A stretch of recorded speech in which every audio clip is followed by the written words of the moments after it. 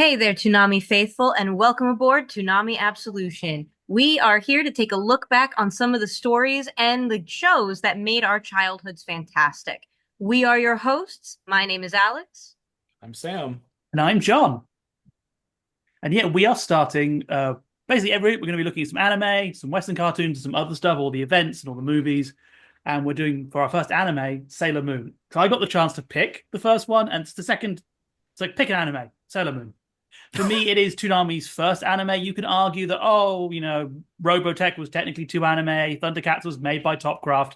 Sailor Moon was the first time Toonami got an anime and presented it as itself without editing it. It was under the same name, because obviously we are going to be talking about the DIC dub. Yes, DIC made a deal with Bandai to get Sailor Moon, and they proceeded to cut it to ribbons.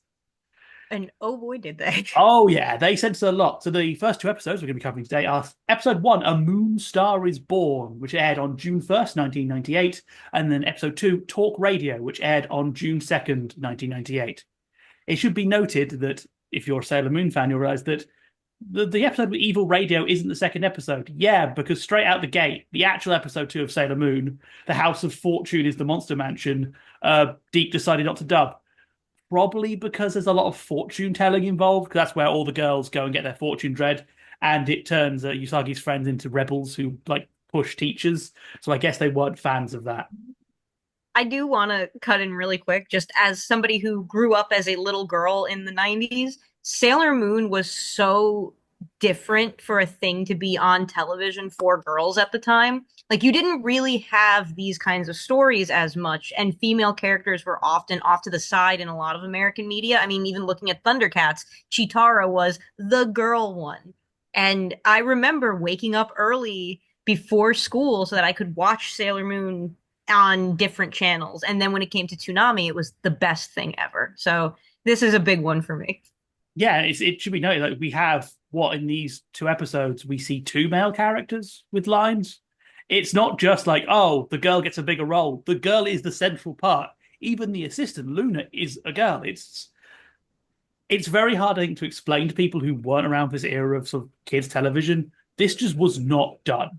Every show had the singular girl who maybe was there because the Parents Television Council said yes, but she couldn't do anything. Like, for many people in this episode, when you see Usagi will do a kick, that would be one of the first times you'd see a girl in an action sequence, because usually they stood at the background with healing powers going, yay, boys! Yeah, it was kind of like, there were certainly characters like She-Ra and Baroness and Scarlet and that in Western animation, but yeah, they're support. They're auxiliary. I remember, I mean, certainly Toonami's broadcast of Sailor Moon was my gateway into Sailor Moon. I don't recall being aware that it was heavily edited at the time because I had obviously no basis for comparison. I think it was like years into it, they were like, oh, they like censored all like the transformation scenes and stuff and like the some of the relationships. And I'm like, oh, I guess that makes sense. But yeah, right from jump, I had no idea that it was so heavily retooled. I think that's the thing It, as well. This is the sort of late 90s. You couldn't just look this stuff up. The only way to know would be to somehow meet someone who went to Japan and saw it in Japan, or somehow get the get the VHS or DVDs from Japan, which that wasn't easy unless you like live near a bootlegging store. it's so interesting to look back on it because I forgot about all these like insane smash cuts that are in the editing and the Windows Movie Maker energy of some of them, where you see like the screen flipping and fading out, and that's so wild because you would not see that today. And it's especially funny now because you realize why was that the thing? Oh, right, because so much was cut. So for some context, this episode cuts 2 minutes and 15 seconds off the Japanese runtime.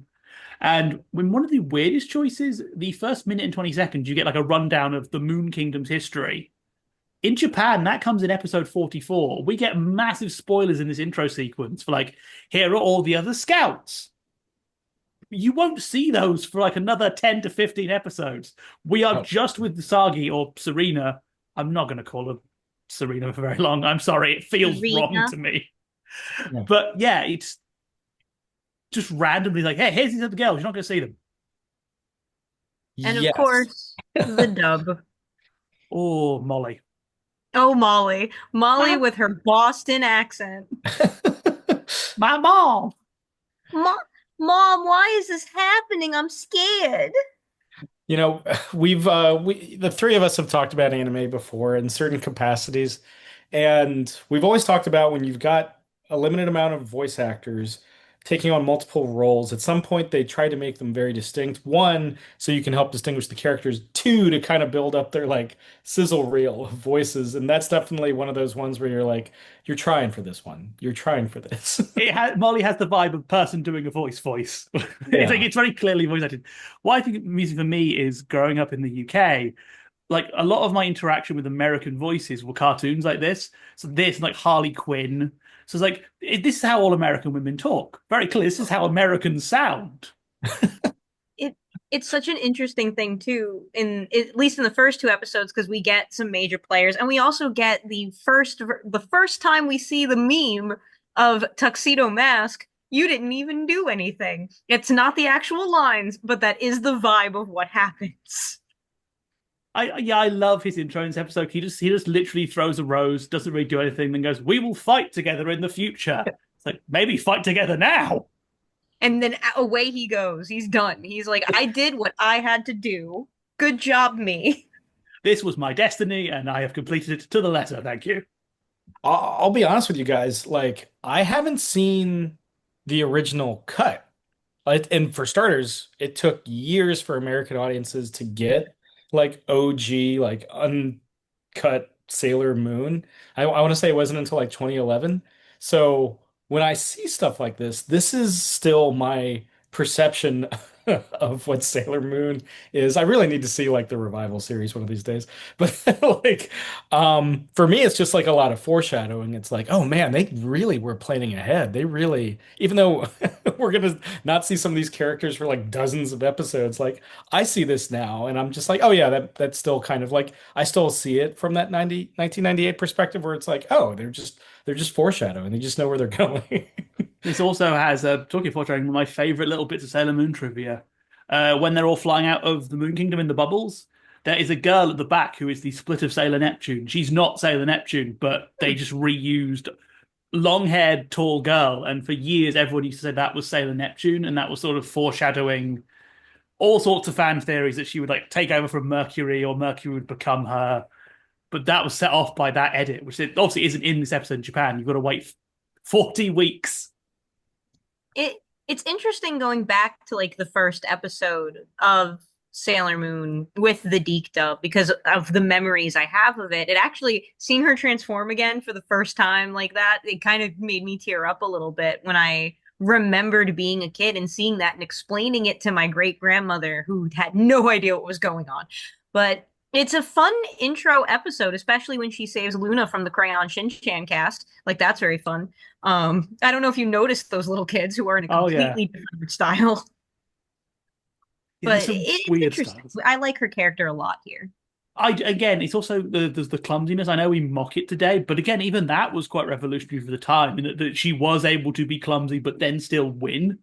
Mhm. Like Tuxedo Mask doesn't do anything is a funny meme, but I think people forget it's quite revolutionary. He doesn't he doesn't really he distracts foes and then she still gets the killing blow. Yeah. Yeah. And for not for nothing, for all the stuff they censored in this, when Molly's fake mom turns her head like basically 180s her head around, like in The Exorcist, they didn't censor that. Okay, sure. Like, what a weird line to not draw. Well, I love the fact they don't censor the strangling as well. Like they try and zoom it in a little bit, but she still clearly got her hands around Molly's throat. Yeah. Yeah. Oh. It was, that's something that persists throughout the series. It's always kind of like haphazard, like, well, that's like, showing disrespectful children. We can't have this, but this clear monster woman, like, we can keep this in this nightmare fuel. That's one of those things that caught me by surprise because I had kind of forgotten about that, and then that head twist, and I'm just like, oh, okay. And this is this is still the deep dub. Okay, all right. All right. Okay. What's funnier is that even in Japan, I think they realize this because later seasons, especially when you get to like the diamonds, would dramatically tone down how bad the monsters were. Like the Daimons when you start to get the like human running shoes and the girl who dresses as a cowgirl for some reason. Like I think even they realize we may have gone a little too far. Like and we'll see this going forward. Like Jadeite's monsters are in general genuinely like unsettling to look at. Like, and it's a very weird tonal shift. I like it as a tonal shift.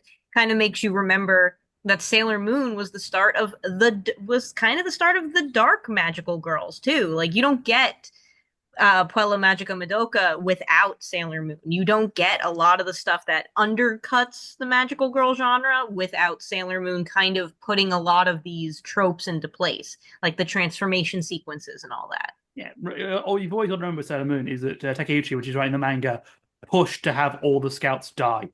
And there's a wonderful interview in the materials collection where she basically says I still hold a grudge because the anime got to kill them all at the end, and I wanted Mercury to get ripped apart because she was an android, and then everyone else die. And I got told, no, it's a girls' comic, you can't do that. And I always regret standing down on that decision. It's like, yeah, she was very.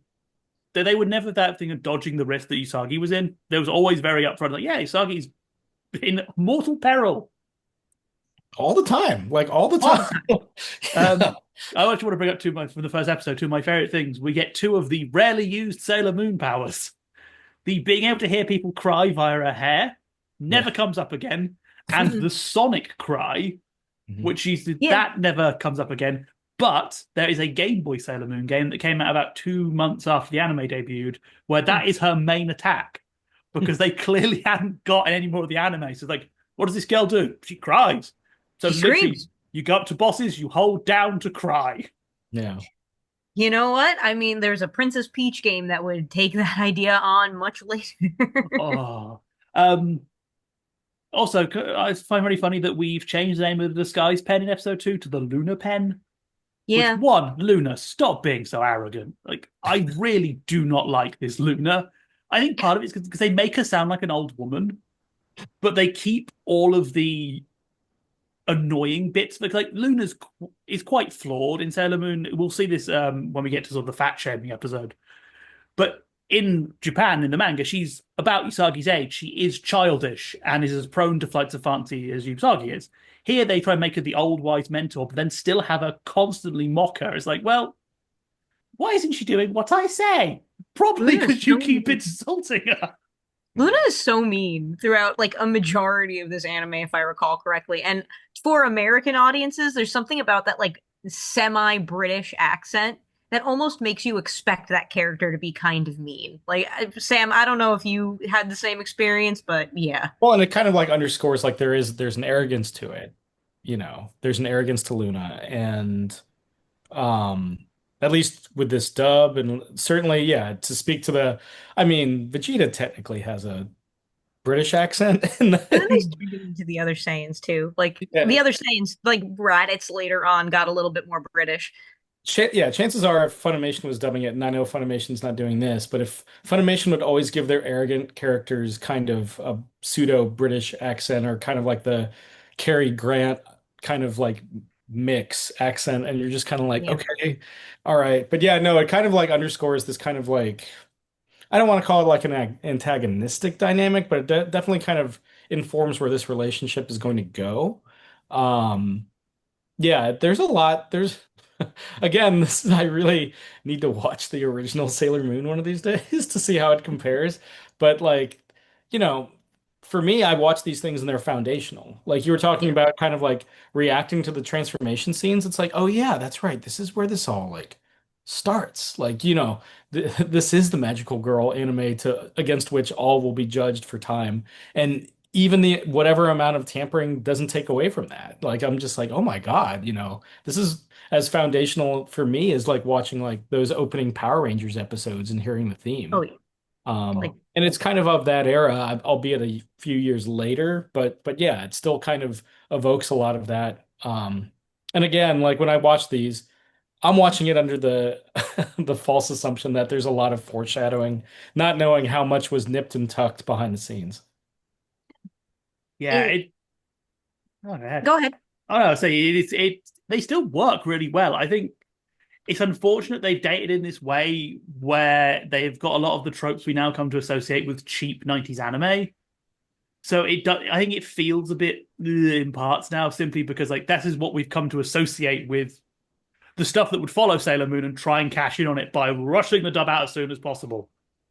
Yeah. Yeah. But I think there is a lot of charm, I think, to this particular animation style. Like I will admit, I have a soft spot in my heart for the appearance of 90s anime. I do like the more blended, softer edges around things. I like the more exaggerated emotion because you can't show as much emotion on the face. I am still deeply uncomfortable with the fact that Darien is in college. Like I will never stop being deeply uncomfortable with that fact, and and he's so comfortable making fun of a child in the street. Like Dub Darien is the worst. He is.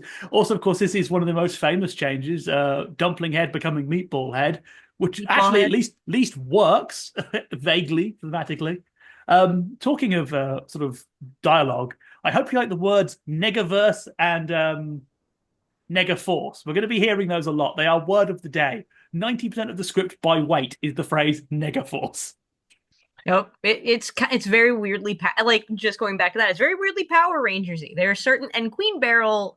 I don't know if they did this on purpose or what, but there is something in the way her voice actress is doing it that makes me think of Rita Repulsa in such an intense way. Like she's not doing the same growl, but her inflection is very. We're going to get the Power Rangers. You know what I mean? Because they're both kind of doing Evil Queen from Snow White, because she has that kind of yeah, that kind of almost mid-Atlantic villainy. Yeah, mid-Atlantic villainy. Yes. I love the fact we just have Beryl pondering her orb for the next next 10 episodes. That's all we're going to see Beryl doing is having a bit of an orb ponder. Yeah, it's the Skeletor scenario where they're just kind of like in their, being a blue-blooded scheming villain, like just kind of ooh, yeah. I mean, that's just the archetype. That's just the archetype of the time. Like you were saying, it's very much of its era, and yeah, that it goes right in that wheelhouse. I think the biggest shock you're going to have going back to Sailor Moon now, especially something Sam you'll have to go back to the original, is how long we will stay with just Usagi. We will not see many. This first arc was doing sort of this Jedi arc. You will not see many other scouts. They don't appear for ages, which is weird. We're in a post-Precure world, which is just now using the Super Sentai format of you get your first 6 heroes, first episode, then midweek, sort of midway through, you get your green or your silver. For a while, like I like being a pre-cure world. Like that's prior to Precure, post Precure. Oh yeah, I just think people forget that. Like you will not see Venus until episode 33. Yeah, and she will not join the team until 35. So what is the first episode in this dub where we actually get all the Sailor Scouts together? Like 38. It's a while. It's a long. I was saying like dozens of episodes earlier. I mean, it's dozens of episodes. I think the ultimate testament to that is if you see the Super Live, the live show they've done, they totally omit that. They basically just have Usagi come out and go, "I've met these other girls. Here they are. Come cheer for them." And then Sailor V turns up and we do the Sailor V reveal. And there's basically like, we're not doing any of this first bit. I do love that Sailor V is an active Sailor Scout before Sailor Moon. Like, I do think that is actually really interesting, and they set it up very, very early. And that's really cool. Granted, in the manga, Sailor V straight up kills a man, but I don't think that they do that in the DIC dub. He had it coming. He had it coming. What's weird is this dub fixes an issue with Sailor V, because in Japan, Usagi hasn't heard of her. Early on, she mentions never having seen Sailor V before, and is introduced to her via the game, which doesn't make much sense. This also does cut out one of the funniest scenes, because when she learns about her, she tries to copy her kick and nearly kicks one of the other kids in the face. Which obviously Deep were like, no, but it is very amusing. We can't do that until it's the monster of the week. No kicks until we get there. We're going to take a couple before we get any physical contact between her and monsters.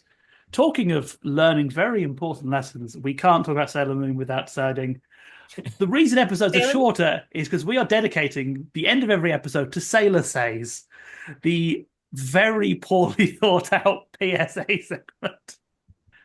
They're so funny. The PSAs are so funny. I remember them so vividly from being a kid. Like they stick out in my brain so much, but now that I'm an adult, I realize, oh, we shortened these episodes and we need to pad the runtime somehow. Let's do the 90s thing of putting an inspirational message at the end of things. This was a thing that shows did, though, especially in America. This Oh, was Captain Planet did it. Everybody did Sonic the this. Hedgehog did it. Sonic says. Sonic says, The two, and this yeah, is obviously a takeoff of that. And like G.I. Joe did it. Like almost every American cartoon did it. the funny ones with Sailor Moon is because they really have to stretch for some of these morals. I love that. The first one makes sense. Believe in yourself even if you're clumsy and have bad grades. Cool. Kind of a bit weird because Luna spends the entire episode telling Usagi, that's wrong. Do not believe this message. Yeah. Work harder. And the second is daydreams are nice, especially daydreams about food, but don't daydream too much. Which feels like that would have been better for the talent show episode where we get basically that again, but slightly different. And Ah. especially because these Sailor Moon Says segments often use clips from a bunch of different episodes. So they like accidentally spoil stuff a lot. Yeah, I hope you like character debuts via this footage because there is a couple of times this is the first time you see someone and Yeah. they're not mentioned. It's not like they mention it; they just have that happen. And there's a few bits of cut footage that end up in these that aren't shown in the actual episode, like later near some of the Queen Beryl stuff. They cut out. It appears in these. So who knows what they were doing with that? It's Sailor Moon says I always forget these were serious because I just have grown so accustomed to all of the memes riffing on them. I mean, yeah, I mean that was the if you and I was thinking I feel like Pokemon did something similar too, at least in the earlier seasons of Pokemon, where you would just get B-roll that wouldn't necessarily it's like, does this kind of correspond to the forced messaging that we're putting in here? Yes. Like, yeah, it's if it feels tacked on, it's because it is. I will say, Sailor Moon, I didn't realize the DIC dub of Sailor Moon has a shocking anti-capitalist reading to it that kind of continues through. In the first episode, you have all these gems, and the rhinestone thing still kind of throws me. You have all these gems and how, greed is the real issue here, and then you get into the radio episode, which is like very much about getting your minute in the sun and collecting something, and it's all being shown that hey, these are not the ways to enlighten. And we'll see it in the fat shaming episode too, where it's like the diet industry makes so much money, and it's like this came out in 98. Yeah, I love when you hear like Jedi do is like humans waste all their time, and his half time's like based. That man would be doing numbers on Twitter today. He'd be racking up. He'd have a Patreon. Humans waste all their money on energy on Patreon. Humans waste Oh, all their money on Patreon, so give me your money on Patreon. I Yeah. just want to say the radio episode I love because it awakened a very specific childhood memory in me of being very annoyed by this episode as a child because they do the thing of like, oh, the love line isn't a show we have. Like it just hijacks the airwaves, and no one apparently notices these people jumping these guys to do it. But what I remember as a kid being very confused by like, if Beryl is magical and if Jadite is magical, why do they need an actual radio station? Couldn't they just magic the radio? Because we see them making magic music stuff later on. It's like, just I have a feeling that you just like radio stations, Jadite. You look like the type. Jedi gets into some weird shenanigans during his arc. Yeah, especially when you get to like stuff like later on when you get like Galaxia and who's like, I'm gonna wipe out all life on Earth, and Jed's like, I'm going to dress as a fitness instructor. They'll never see Jedi, it coming. they'll never see it. It's Jadeite is kind in my if my memory serves, Jadeite is the wackiest one out of like the Steven Universe cast that we get out of this. Like it's a very, and by the way, not for nothing, Sailor Moon had such an impact on Western animation. Just to do like Steven Universe is a very good example of Oh, Sailor Moon having a big influence I on I that. mean, Pink Diamond is not what's which one is his mother? Pink Diamond. Yeah, she literally gets Spoilers revealed for with the Serenity transformation. So like literally beat for beat. yeah. it's beat There's for some of it beat, in but Adventure Time. Um, like I mean, there's a bunch of, I mean, there's riffs on it in other Toonami and Adult Swim shows that we'll be talking about hopefully in some capacity later. Remember when like Bare Naked Ladies reference Sailor Moon in one Yep. week. Like for guys that for if you weren't there, like Sailor Moon was big in the 90s. It was this big groundbreaking thing. And again, I had no idea it was And chopped and screwed so much. And the exact lyric, by the way, is Oh, Sailor Moon got the boom anime babes to make me think the wrong thing, yes. which I don't know why I know that exact lyric, but it is again messed up when you remember these girls are 14. Yep. yeah, but yeah, no, it's hard to explain what Sailor Moon was unless you were there. It was non-gendered, which was very surprising. Yeah. Well, it was non-gendered to view. Maybe we'll get into this in the future episode. But while the toys and marketing for it were gendered, Toonami never really gendered it. It was put alongside Dragon Ball Z as just these are two shows that go together. It's not here's the show for the girls, here's the show for the boys. It's this is our action block. Yeah. And probably shown by later on, they would show off a lot of the fight scenes next to Goku and compare them directly. It was Yeah. very, very odd. And yeah, DIC. It went badly for DIC, I think. I think they were Yeah. hoping for a girls' cartoon and didn't get a girls' cartoon. They got I do, a I do phenomenon. want to give you one little piece of memory of the Sailor Moon marketing because I was super into it as a kid. I remember going to my local comic shop with my dad, and when Sailor Moon started getting big here, they were taking the individual chapters of Sailor Moon and putting them into Western style comics. Yeah. And but they were doing them out of order. So you wouldn't get like the Tankobon, you would get like an individual chapter here, an individual chapter there, but they didn't edit it to match the DIC dub. It was all like the original names, all that. And I remember them very clearly because they had different covers than a lot of other things. And it also wasn't gendered in the comic presentation, but the toys and everything like that was very much like girly pink. And I remember the comic specifically because of that. It was almost like bubblegum covers. Yeah, Like they were how bubblegum like covers. bright and eye-catching they were. I remember those. I remember seeing those come over. Yeah, and that was kind of like to John's earlier point. Yeah, it was in the same block. I don't know if Toonami ever gendered its programming, right? Like Tenchi was Tenchi like was Tenchi. Tenchi was Tenchi. Tenchi was vaguely pitched towards girls, but it was never like to the point of something like She-Ra, where it was like this is the girls' show. For Tenchi, they very clearly pitched with the adverts to like, hey, look, if you like cute boys, this is the boy. Same when they would do some Inuyasha stuff later on, it'd be like, oh, like he's very cute. But yeah, it was never this advert is pink and we're going to show you pictures of cakes because you like baking because you are a woman. It was just Yeah. like, hey, these are the girl warriors and And like everybody was awesome.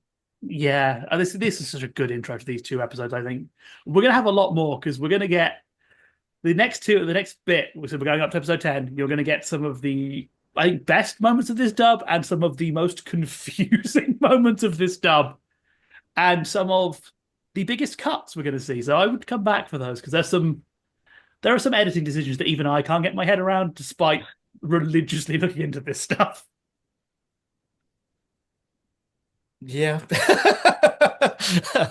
Like I said, as somebody looking back on it now, there and we were touching on it earlier, it's obvious whenever you see a cropped shot, whenever you see these weird transitions that Alex was talking about. Looking back at it now, it's like, oh, that wasn't supposed to be there, was it?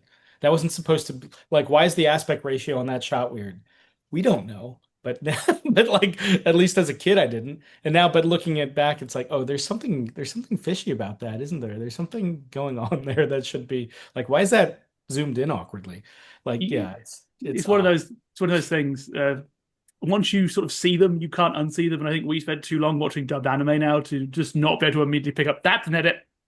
That, Yeah, that's a clever translation line to dodge something. yeah. Which we're gonna get to some. Toonami had some of these. There's some interesting things, not with Sailor Moon, but we're gonna get to them later on other stuff as well. So Yeah. Yeah, we're going to be getting into a lot more fun with Toonami, and we hope you continue to stick around with us here on Toonami Absolution. We Yeah. want to make sure that you have the best time, and we want to thank you again for joining us today. So, once again, we are your hosts. My name is Alex, I'm Sam. I'm John.